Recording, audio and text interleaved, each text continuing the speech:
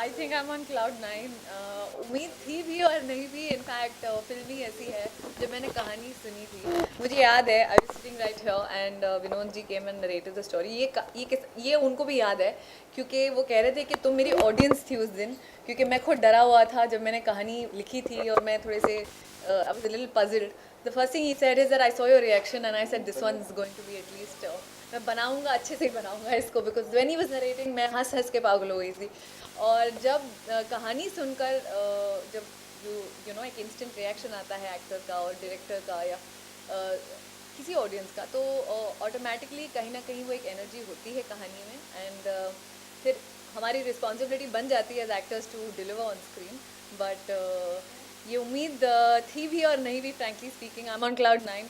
Thank you to Raju sir, Raju Irani, Mr. Bachchan, and to Madhur Bhandarkar, and to a lot more people who have been tweeting and loving the promos. And I think what more can you ask? And I'm hoping that not just from the way the promos और trailers आप देख रहे हैं, but जैसे promos और दिखाएंगे और film जब पर्दे पे होगी 19th को, I'm sure that audiences इसको बहुत पसंद करेगी।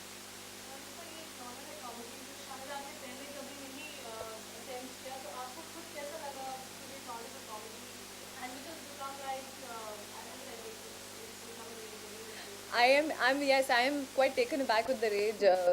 काफ़ी YouTube पे I think 52,000 likes in just an hour and a half, and views had come on, and the way it's catching up on all the social media, I think it's amazing.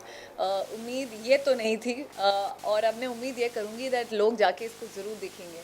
And comedy है, satire है। Satire एक ऐसा genre है जहाँ पर ये social drama चल रहा है, there is still so much happening and that little undercurrent of comedy.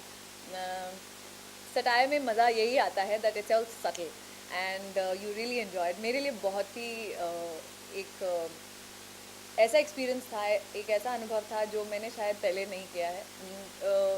एक फ़िल्म पहले भी जब मैंने की थी, मुझे लैंग्वेजेस पे बहुत काम करना अच्छा लगता है, मैंने रीजनल फिल्म्स बहुत की हैं, मगर जब हरियाणवी बोलनी पड़ी इस फिल्म के लिए, I think it was a nail biting experience, मगर आई एन्जॉयड इट थरली। बहुत मेहनत लगी है, एंड हमारे जो राइटर हैं वरुण गौतम जी, उन्होंने कहानी भी बहुत अच्छी लिखी है, और विनोद जी ने मुझे बहुत सपोर्ट किया। I think all my credit will go to him, because while it was talking in Haryanvi, getting the diction right, हम लोग एक दूसरे के साथ, सब लोग सेट पे होते थे तो वही बात करते थे, एंड उसमें बहुत मदद होगी। And of course a lot of hard work has gone into this particular character of माया।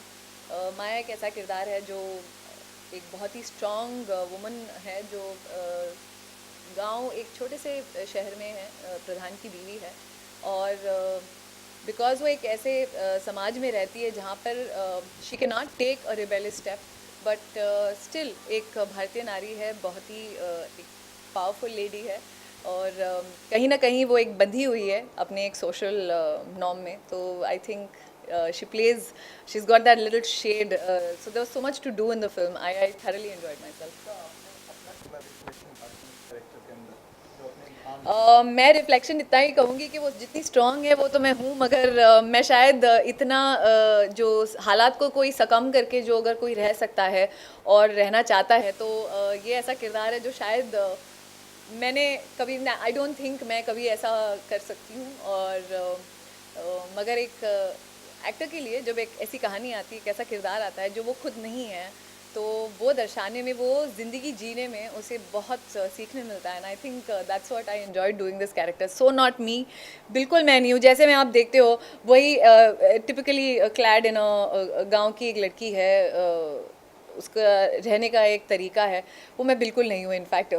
तो कहीं ना कहीं उसकी जो एक सिंप्लिसिटी है, हाँ कहीं ना कहीं वो मुझ में है, but the rest of it is all Maya and not Rishita. अक्सर क्या होता है कि इस तरह की फिल्में एक मैसेज दे जाती हैं, सोशल मैसेज, तो या ये पिक्चर क्या मैसेज दे रही है आम ऑडियंस को, आम जनता को? ये एक रियल लाइफ कहानी से इंस्पायर्ड है। यही मैसेज है हमारे देश में अंधविश्वास और पावर, एक जैसे पॉलिटिकल पावर हो या चाहे वो गांव का प्रधान ही क्यों ना हो, कुछ भी कर सकता है। कहीं ना कहीं वो आप देखेंगे that what it is capable of, and it is a little laughable. और जब आप फिल्म देखेंगे तो आप बहुत कुछ समझ जाएंगे, बट अभी मैं कुछ कहना नहीं चाहूँगी। मिस टनकपुर हाजिर हो, बहुत प्यारा नाम है, इस टाइटल के बारे में। हाँ, बहुत प्यारा नाम है, बहुत क्यूरियोसिटी क्रिएट करता है। मिस तनकपुर क्या है, कौन है, अब आप फिल्म देखेंगे तो समझ आ जाएगा, बट अभी तो आपको बिल्कुल कुछ समझ में नहीं आएगा। ये तो है कि एक फीमेल के नाम पे है मिस तनकपुर। रिश्ता एक ट्रेडिशनल फिल्म मेकर होते थे, करण जौहर, यशराज जैसे। आज ट्रेंड बदला है और आलोक राय राय जो भी यस, तनुजा आई थिंक अनुराग ये कश्यप। मैं सबसे ज़्यादा क्रेडिट देना चाहूँगी ऑडियंसेस को, बिकॉज ऑडियंस आजकल जो है बहुत इंटेलिजेंट है। दे वांट टू सी मोर वो टाइप की वो फिल्में तो है ही। एंटरटेनमेंट वैल्यू तो आज भी काम करता है। एनी फिल्म दैट एंटरटेन्स, जैसे हमारी फिल्म है मिस तनकपुर हाजिरो, एक पॉलिटिकल सटाया तो है ही, मगर उसमें एंटरटेनमेंट वैल्यू बहुत है।